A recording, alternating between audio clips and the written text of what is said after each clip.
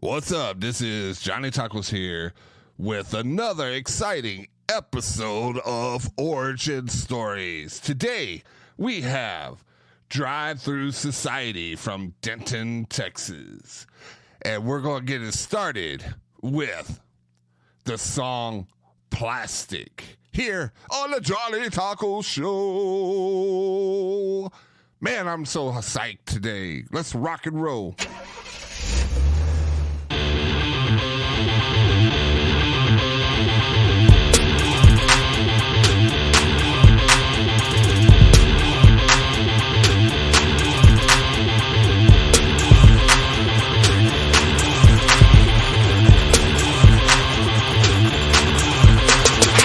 The Eagle has landed. I look so pretty in my box, lace in a line upon the shelf. All my lining is intact, and all the binding is in place. If I step outside, it could be dangerous. People always look down at the rebellious, but when I look inside of me, I start to see these parts of me, and I'm beginning to notice that I don't believe anything I see, and I just want to be free. But I will break all these plastic parts of me until there's nothing fake that I can see. Oh, I never knew deceit could hide behind a simple smile, but I know all I want to do is give in to the art of being real.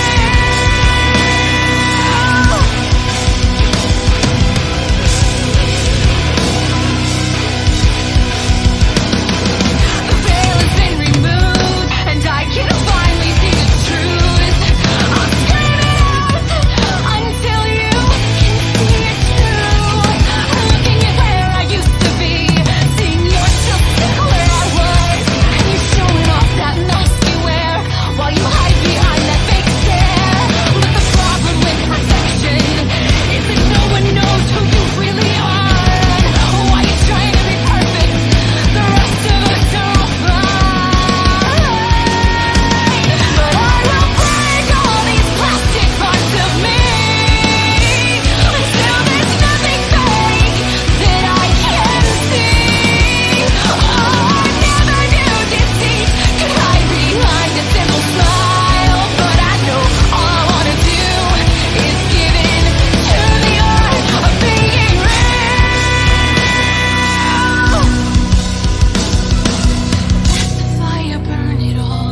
Watch the fire burn it all. Send your fire, burn it all. Let the fire burn it all. Watch the fire burn it all. Send your fire, burn it all. Let the fire burn it all. Watch the fire burn it all. Send your fire, burn it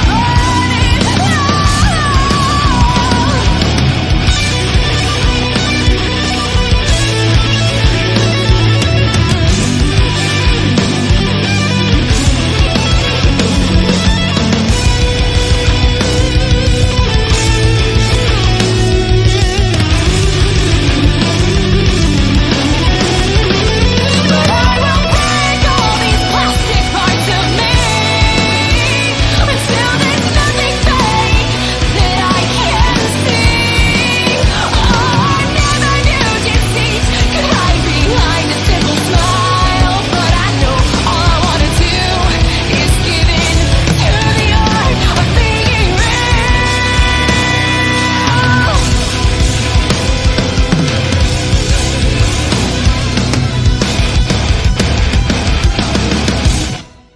All right, that was Plastic by Drive-thru Society. And guess what? I have them here today. They're going to talk about a little bit of their testimony on how the band started. And we're just going to have a nice coffee conversation. Will we talk like this? How are you doing today? Have you been in this band very long? No, you know, this is the Johnny Taco Show. We don't talk like that. We don't talk like typical conservative Christian talk. No, we go crazy because that's what God wants us to do, is be crazy in love with Jesus. So, and that's here we are today. All right. Well, welcome back. All right. Hey, guys, please introduce yourself to all the new listeners that would love to get to know you. No pressure. Everybody's pointing at each other. I feel uncomfortable here. Hi, my name is Johnny Tacos. I like to go on long strolls on the beach and just enjoy a latte. Well, my name is Greg Hudson. I play guitar. We're doing like just who you are, just and who what I am. You do. Yeah. Mm-hmm. Okay. My name's Meg, and I am the singer-songwriter of the band. And I'm Kathy, and I play violin. I'm Michael. I'm a guitarist and coffee connoisseur at large. That is factual. As you tell, me and Michael will be good friends at the end of the day. We might be blood brothers. But without the blood, because then I'll faint if we had to cut our hands. Yeah. Sanitarium. So, what came up? Who came up with the name of the band? Meg. I did. It was a long process. Greg and I started the band many years ago, back in college, and we played for a bunch of youth groups and stuff. And then we wanted to get more into like the rock scene. And man, coming up with a band name is so difficult. And I had come up with maybe 30 ideas. All of them got shot down. And one day I was driving on 35 back to Denton, where we're from. And I just saw like drive-through pharmacy, drive-through cleaners, drive-through, food. And all I could think of was like, why is our culture so obsessed with the drive-through? All we want is to just get things immediately. There's not a lot of personal interaction anymore. There's not a lot of relationships. It's just like very convenient. Let's just drive through everything. And I kind of felt like Drive-thru Society was a play on, like a satirical play on like how our society functions. And like, that's all we care about is quick fixes, getting things, out of convenience, even though it's, maybe not great for us. And it kind of diminishes our personal relationships with people. So that's where it came from. So I thought of it. I brought it to Greg, and he was like, yes, that's it. I like it. So. And speaking of drive-through, I need to go through a drive-through to feed my children too. So yeah. Hey, look, it's subliminal. It's subliminal. It was kind of great during the pandemic because we kind of became that a little bit. Everybody was doing the drive-through, so perfect. And I really think after that pandemic, it even got worse, that everybody is pretty much glued to themselves. Like we live in a selfie society where it's all about self, and that was one of the big things that Satan did. He was all about self, and you see what happened to him. Yeah. So, sure. But we're slowly getting back into society and back into fellowship, and it's just going to take a lot of time and a lot of patience. So intentional about relationship building, because relationships don't just magically happen, right? I mean, like Kathy and Michael, like we work really well together, and they don't live near us anymore, but we're very intentional about, staying in touch, keeping up with each other, not just in a band sense, but on a personal level, checking in and stuff like that. So I think there's a lot of intentionality has been lost in modern society, especially with all the conveniences of the technology that we have. So it's really important for us to keep that connection like that. Yeah, because a band is not just a band, it's a family. Yeah. And if you, for a band to stay strong and the foundation and all that, you have to have a relationship too. You can't just go, all right, we're going through rehearsal. All right, see y'all at the show. Have a great day. Right. Enjoy your coffee, Michael. Some bands are like that, and it shows. It's apparent. Yeah, and it's unfortunate because you have to you go through the hardships and the triumphs and the failures as families do, and it just makes you a stronger bond. And I hate to see just people just come in. Well, I flew in from Hawaii just to play the drums, and then go back. Yeah, I got Hawaii on my brain. I want to go somewhere Arctic, not Arctic, tropical, opposite Arctic. That's Yeah, the opposite. Yeah. So, how long have y'all been a band? So Greg and I started Drive-thru Society probably in like 2014, 2015. But kind of went through some pretty hairy times in the music industry around 2017. So we kind of took a break for a while. And then we met Michael and Kathy at church, actually. And we played on the praise team together and found out that they both love metal. And we were like, hey, do you want to join our band? Yeah. So I would say 2018, 2019 was when they joined us and we started writing and playing shows together. So this particular, I guess, formation of Drive-thru Society has been around like 4 years. And to me, it's pretty awesome because you have a violinist in there, and she's rocking and rolling, and you don't get to see that much in a lot of metal bands. You'll see it in a couple, but not a lot. And I think having that gives more of an accent to the band. So props to you, Kathleen. I think it's super unique too, because whenever you think about strings and metal, you always think about bands like FL, where it's like this huge symphonic thing. But we've been treating it very individually as a solo instrument. I think that does give us a unique perspective on it.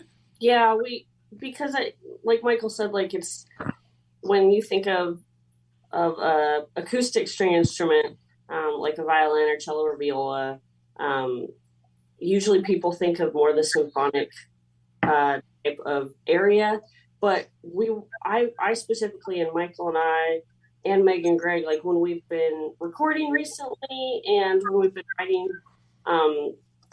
we try to treat the violin as just another instrument in the band, just as an equal to guitar or bass or drums.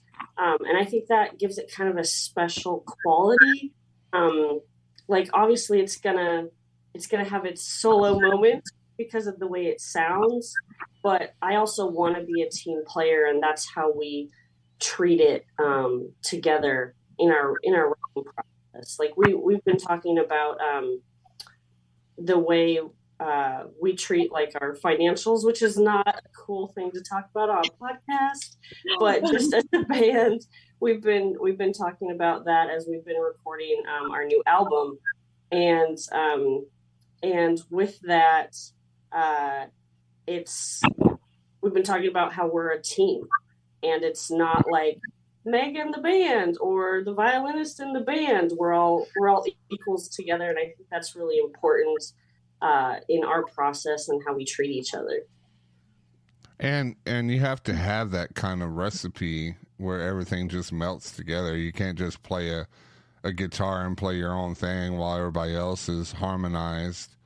You know, it just wouldn't work out. And you're right, violin tends to scream out louder than most. You're like, was that a violin? I think that's a violin playing. Do you add any kind of distortion or any kind of thing to it to make it crazy? Michael would love to talk to you about that. Yeah, I was just about to say that because we've actually had conversations about leaving the violin as a violin, letting it sound like a violin. Because the moment you add effects or anything on top of it, it starts sounding more and more like a guitar. Yeah.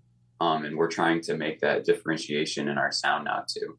Michael helped me with like an effects board, like a pedal board, and at first I was really resistant to it because I've played this instrument my whole life and I love that sound, how it was originally created, and I feel like it can be so versatile just by knowing different effects without electronics. And I'm in, how would I describe it, to regular people? To regular people, to the commoners. Yeah.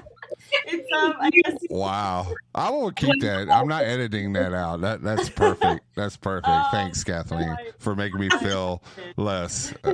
I need some coffee now.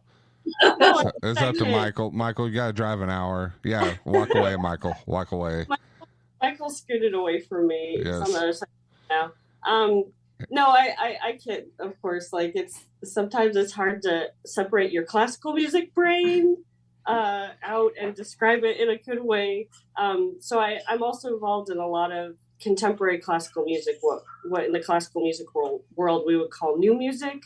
And with that, there's a lot of extended techniques and different types of sounds that you can create. So I was really hesitant when Michael first wanted me to get a pedal board and start playing around with distortion and different effects. But I think we've come to a good agreement where sometimes I'll add a little bit of distortion, a little bit of gain, and it kind of roughs up the sound. And I usually use that for moments in songs where I want to kind of blend with the guitars a little bit more and have a rough kind of timbre rather than a clean tone with a little reverb. And dotted delay with pizzicato is the new thing. It's the new black. Yeah. It's the new pink. Pizzicato is just the Italian word for plucking the string. That's all. Wow. Today is the Crabtree lessons. All right. Today we learned how to play the violin. A little raunchy there, and yeah. But I think it works so well with your band and with Meg's vocals. It just works. It melds into the. It's like butter. So we have a producer too that can mix it well in the studio, which we've seen in recent months. So yeah. And another cool thing we've been doing with the violin as well is, we're adding like where we would sometimes use like synth tracks and stuff like that, or like it would be done with pads. Like we're able to kind of manipulate the violin to make sounds that, it just makes cool sounds that, like Kathy was saying, kind of in the classical sense that acoustically, it just makes these really cool, unique sounds that you can't really get unless you create it, with a synth. So it's cool to be able to replace that in our music with violin as well. So whenever the new stuff comes out, it'll have some really cool elements in the background that are hard to hear. And but once you focus in on them, you can kind of hear like, hey, that's actually a violin playing that, not just like some computer. So it's cool. And with that, with the violin, are you going to school for that right now? You're in college for classical music? Yeah, that's where Michael and I met, actually. We met at UNT. I'm sorry, hold on one second. We have to get our bird. Hold on. He's making a lot of noise. Do you want to? Yeah, you can talk now. Or you can just hand it to me. Wow, it's like it's a whole bunch of. You're like an ADD guy's best dream. It's like there's like 50 million things going on over there. Yeah. Anyway, do you want to ask the question again? I don't forgot the question. No. You go to college for classically trained for your violin, right? Yes. That's where Michael and I met. He was doing his master's in viola performance at UNT, and I was starting my doctorate for viola performance as well. So we met in the viola studio there, and I'm finishing up my doctorate now. So yes, all of Michael and my degrees are in classical music performance. Yes. Awesome. What about you, Megan, Greg? Did y'all go to school for your music? I'm the only one out of this bunch that has no college training in music. Greg actually went to school for classical guitar performance when we met. That's what he was getting his degree in. Yeah. And I ended up dropping out after about like 3.5 years. And I mean, my soul, like when I was, 18, trying to figure out what I was going to do as a college student, I really just wanted to be in a rock band. So I wanted to play jazz guitar, but at UNT, like there were some things that I didn't like, rules that I didn't realize. Like you had to like audition. There were things like that. Like I had no idea about. I also obviously didn't do a lot of research before I went. So I went and talked to kind of the, just one of the advisors, and they were like, well, you can do 2 years of classical guitar, and then if you want to test, to audition to get into jazz performance, then like you can make that transition after 2 years. So I was like, oh, man, like classical guitar is probably going to be weird or lame, but man, I fell in love with it, and I ended up changing my desire once I, kind of got into the classical guitar side of things. But ultimately, I ended up getting married to Meg, and I was going into debt, and I was just like, man, like, and there's some kind of like weird, I guess like requirements that were kind of placed on me as a musician that, some people think is strange. And anyways, I wasn't able to get into like the master classes and things like that.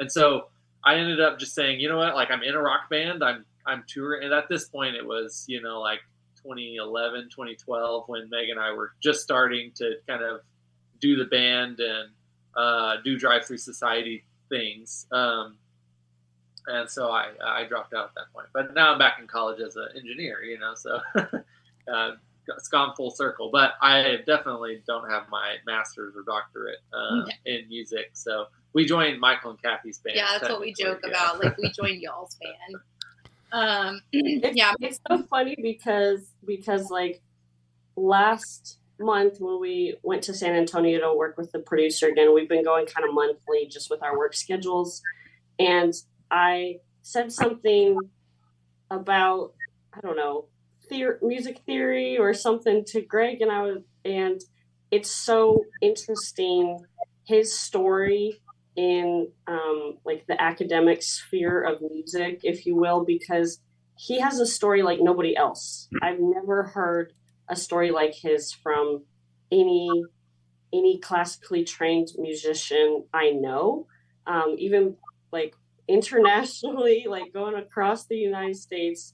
He has a very unique story, and it's always interesting to hear him talk about his story as a music major, because it's very unusual. Nobody shows up, like gets into a school and there's like, hey, I'd like to audition for the School of Music, and they're like, oh, okay, sure, come right on in. That doesn't happen.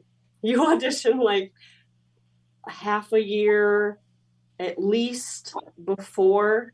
So you audition usually, you send in like a pre-screening tape so the music faculty and the College of Admissions or the Department of Admissions can evaluate you. And then if they deem that you are at a certain level, then they invite you to come audition. And that has to be done in a fall semester. And then you audition like in January, February. And so there are several rounds, and then you also have to be accepted to that conservatory or School of Music's associated university. I could keep going, but it's so unusual, like for Greg's story, the way he like became a music major. And to be honest, like it's really inspiring because it shows that you can go into something, not play by the rules at all, and pursue your dreams and become like a much better musician or whatever kind of field you want to go into, and succeed in doing that without like playing by the rules. So it's every time we talk about music and I'm like, oh, you know this, how did you do that? Because like he didn't take lessons as a kid. He wasn't doing all these sort of things that Michael and I kind of set into place as kids. And so it's really cool to hear his story. They just saw how awesome Greg was, and they were like, Yeah. that's good. Man, Yeah. You're going to keep inflating his ego. Meg's not going to be able to fit in the screen here. Yeah. Like I said, I'm the only one that doesn't have.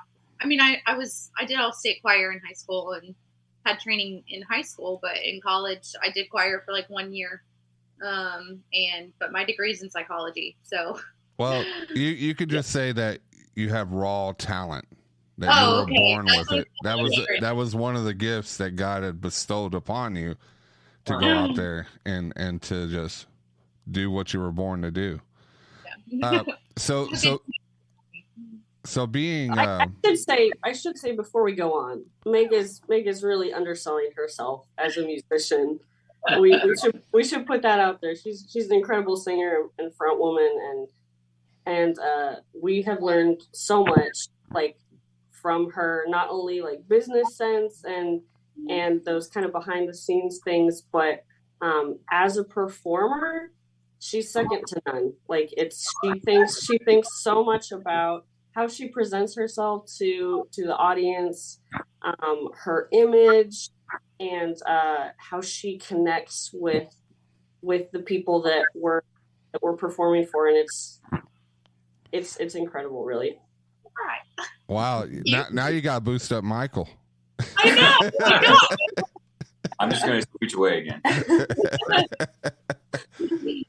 But being classically trained must have put a great accent in the band.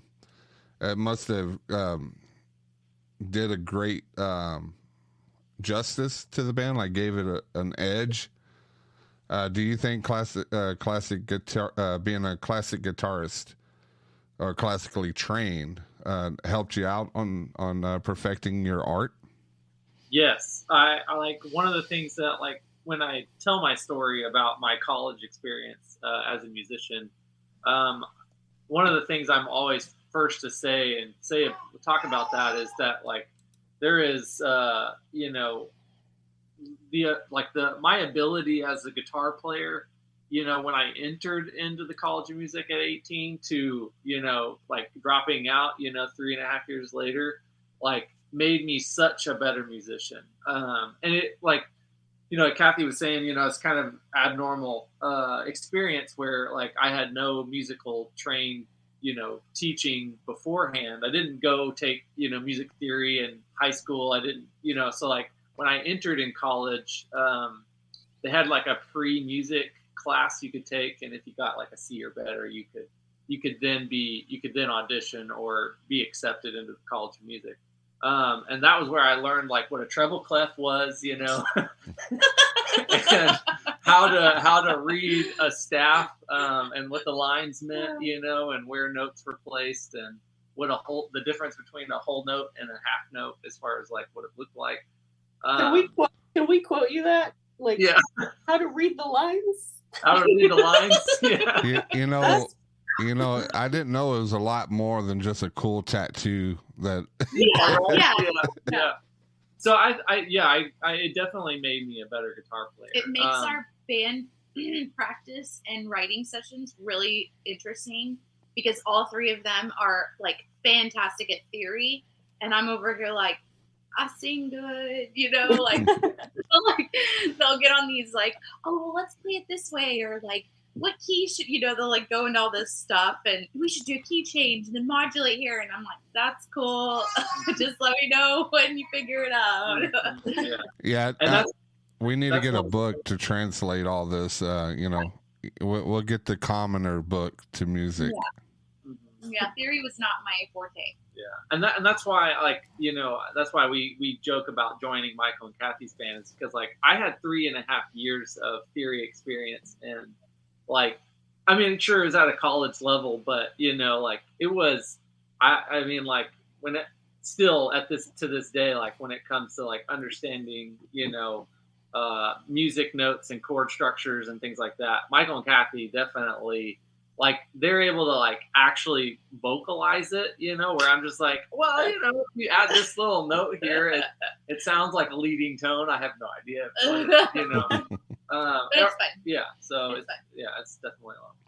Well, Michael got his minor in theory and his master's. I teach AP music theory, and he teaches AP music theory.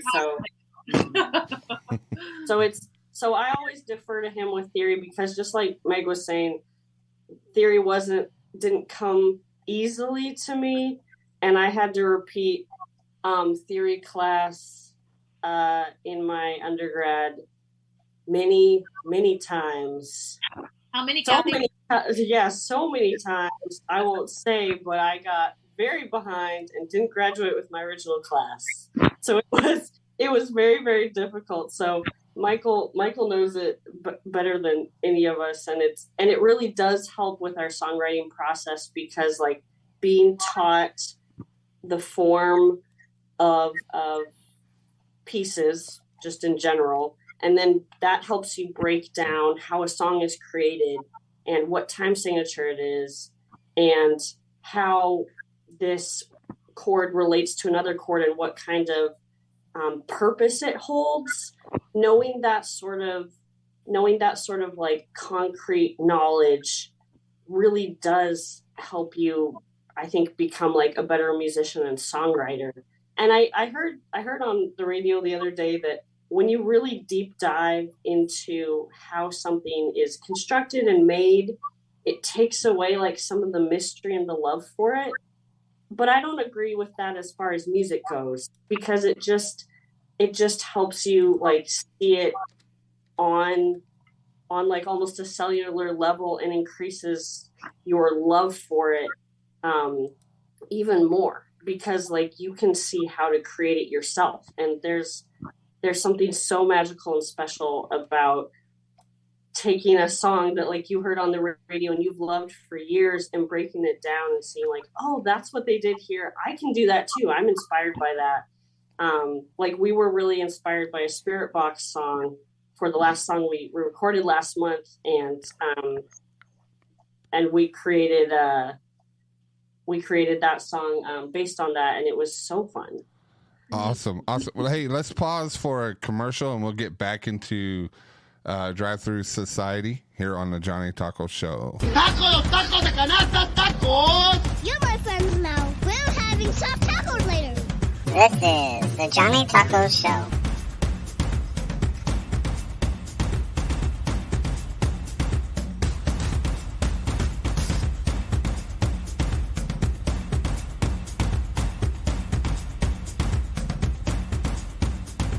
All right. Hey, this is Johnny Tacos here. You want a church? You're looking for a church. You haven't been to a church in so long, and you need to connect, because we're all God's children, and we need to be connected as the body of Christ is shown through the pages of the Bible. I have a gentleman here, a pastor, the teacher, the Bob Vila of churches at the Renovation Church at the Peak. Here is Pastor Tim Hale. Can you take away? Yes, sir. Thank you so much. My name is Tim. I am the pastor at Renovation Church here in Midlothian. We are across the street from Mountain Peak Elementary, right off of FM 663 on the south side of town, south of Kroger and all of that, right across from Rosebud subdivision. And we would be delighted to worship with you if you're looking for a church home, looking for a place to connect. I highly recommend our church. We are focused on authentic worship, and our worship is phenomenal. If you're a musician who wants an outlet to serve the Lord in, man, we would love to connect you and give you an outlet. If you're if you're a parent who has kids, man, we've got a fantastic kids ministry called Renovation Kids that we would love to help you disciple your children in. If you've got students, we've got a fantastic student ministry called Epic Students. Love to be able to disciple your kids as well there. So, man, we meet at 9:30 and 11 a.m. They're identical services on Sundays at 9:30 and 11. And you are welcome to come and be a part of what God is doing here at Renovation. And this is a Bible-based church, correct? Yes, we are a Bible-based church. The decisions we make, what we teach is going to be completely from the Bible. Anything else is going to be based on traditions of men and ideas that people have. We're just going to kind of stick with what God said. Amen. And just like I always say, let's get renovated at Renovation Church at the Peak. Not only will you see my good friend Tim here, you'll also get to see me, because I am too a member here, and I can't wait to meet you, love on you, and share the gospel. That's right. We're so excited about what God's doing here. Our motto is from broken to beautiful, and we believe that Jesus takes broken people, whatever has happened in your life, and he heals it and transforms it into something beautiful and something brand new.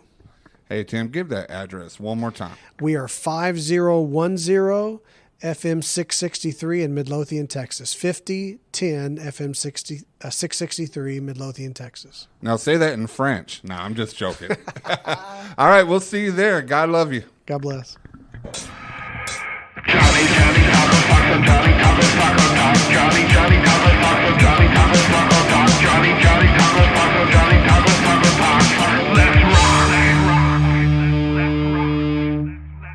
All right, we are back with Drive-thru Society, and we're continuing talking about how awesome Greg is, you know, from Kathleen's point of view.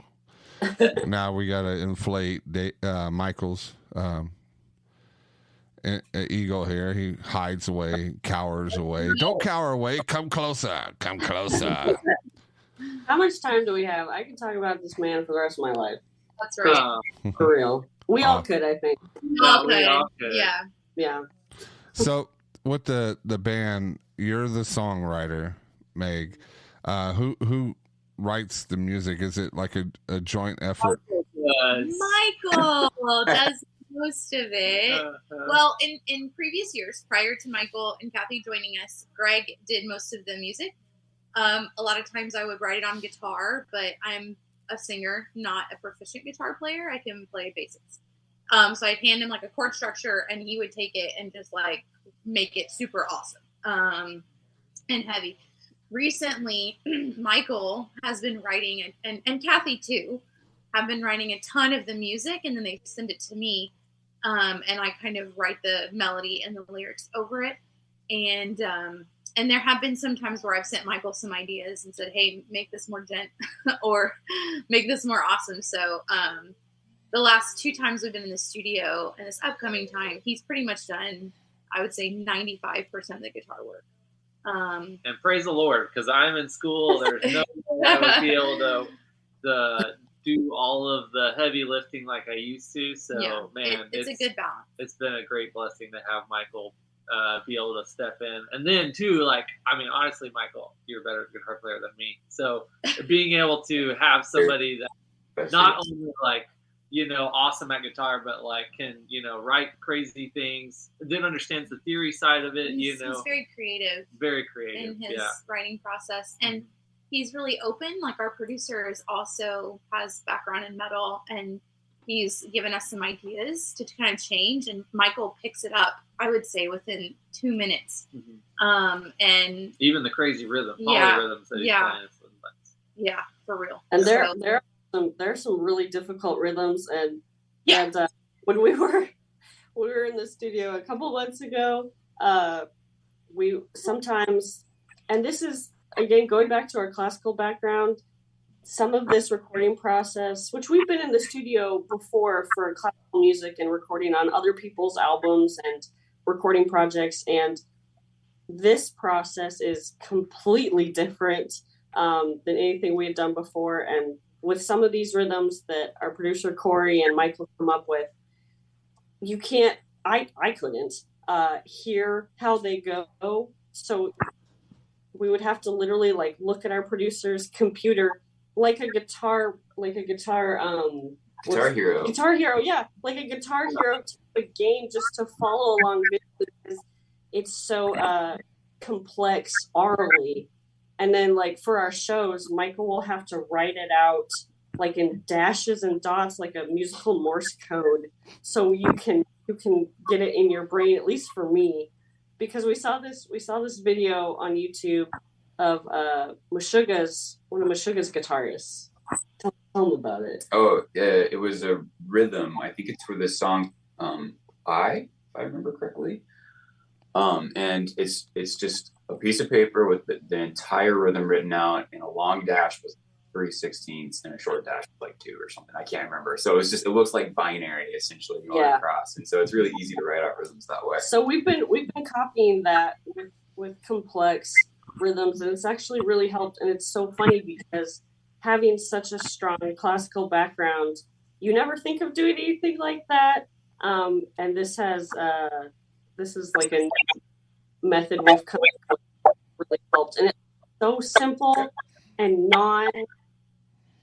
traditional, non-classical music, but it really helps. But anyway, Michael is, he's an incredible vision as far as writing music, and it's really fun to work together. Well, I think what's cool between us all too is that we are all open-minded as far as changing things, and it's really made for a wonderful writing process, because we can go, oh, well, let's try this, let's see if it works, sleep on it for a night, and we come back to it, and most of the time we go, oh, hey, that sounds good actually, or maybe we can change this back, and we're all very level about that. It's been really great.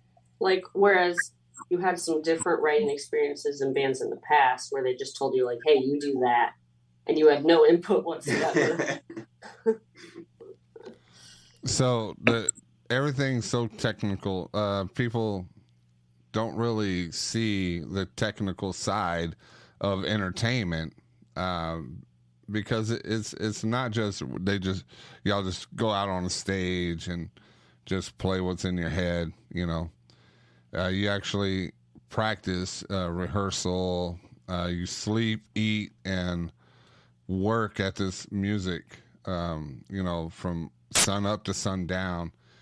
And with that, do y'all have any kind of upcoming music? Because y'all are behind the scenes getting new music pushed out, right?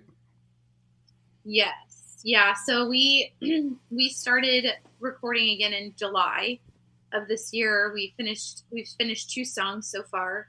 We're actually going back next week, which is the beginning of November, to record a 3rd one. And our plan is to go in January for like a week and record several while we're there, but that's still in the process. We have a lot of, some of these songs we've been sitting on a couple years. Some of them we're working on like simultaneously while we're working jobs and, doing all the things, serving at our church. Michael contracts out to churches too. So, I mean, like we're kind of doing this in between our like just normal life. But it's a priority to us because it's a creative outlet. So our goal is to release the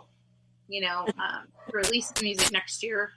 But, pending finances and all the other stuff, because we're paying for everything ourselves. So, we have to make sure that everything is sustainable.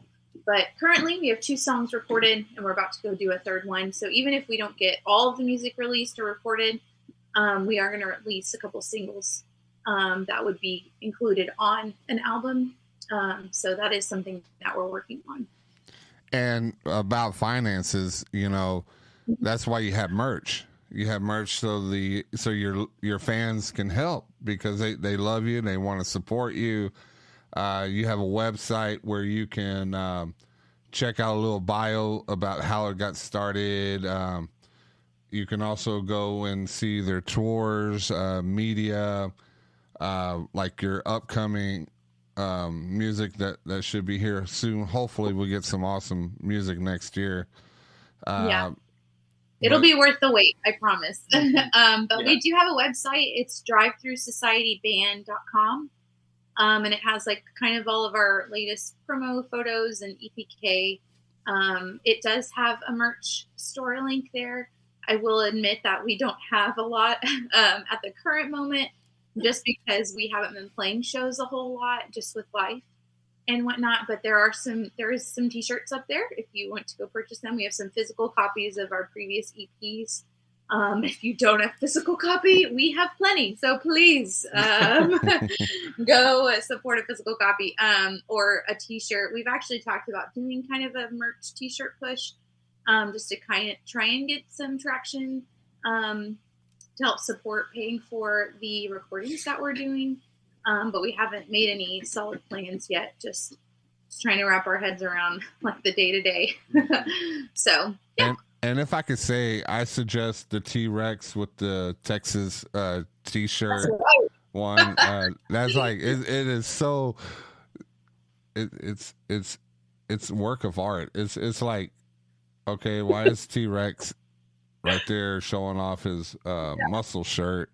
Yeah. We don't really have traditional band shirts.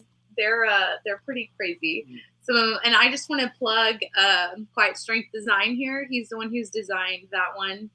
It's Jared Bramlett from The Protest. Him and Josh helped us out with that one, and we gave him our vision. He was like, okay.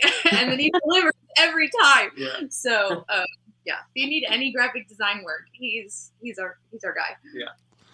Yeah, I'm looking at that. It just looks, to me, I can't get my eyes off it. I would totally suggest to help out the band to purchase you a T-Rex Texas tea, which is on the website. So not the tea. Don't drink the tea while you're having your Texas tea, because you might have the tea on the Texas tea and then it just be ruined. Yeah, even if you're not from Texas, you could still rock it. Yeah, we're from Texas. Yeah. We have a lot of pride in Texas, so representing. Yeah. So, but we have a song that we're going to come up because we're getting close to the end of the show. Well, first of all, we had the song "Plastic" that we started off the show with. Can you give us a description on how that song came arise? The Time to Arise song or Plastic? Plastic. Okay, great.